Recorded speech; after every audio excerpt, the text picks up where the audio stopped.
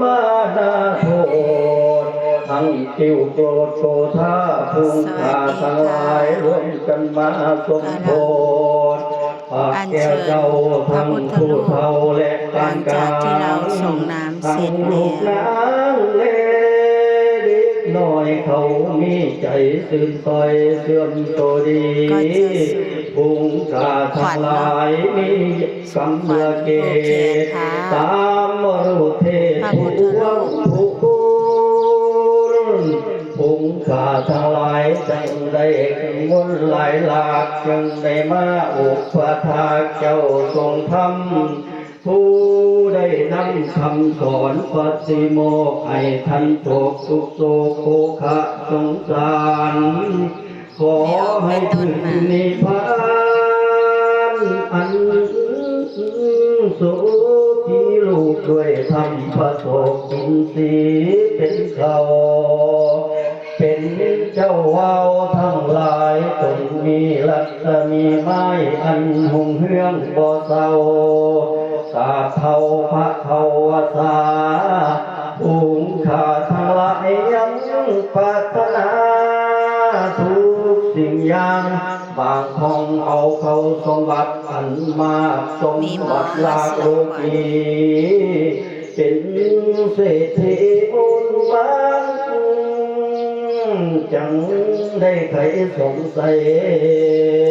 บางพองอยากเป็นพระเจ้าจักรพรรดิรา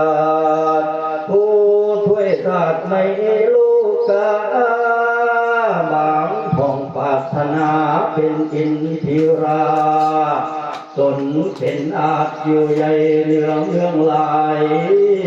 บางพองปรารถนาเป็นพระปัจจิผู้ที่ยา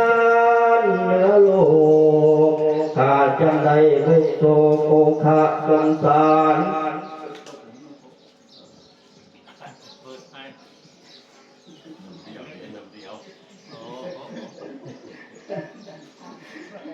กาปัญญากาตายตาอัลลัมเล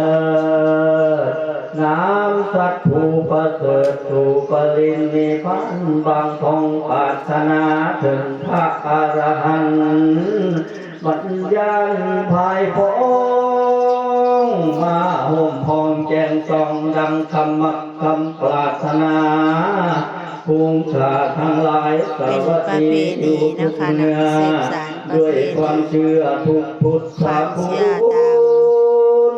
จากโบราณที่เราได้กระทำกันมาผู้มีพายุวันนะสุขภาลาจงเจริญด้วยแห่งพระบูชาข้าพระเจ้าตราบต่อเท่าเข้าสู่เมืองแก้วขอบคุณนะคะที่รับชม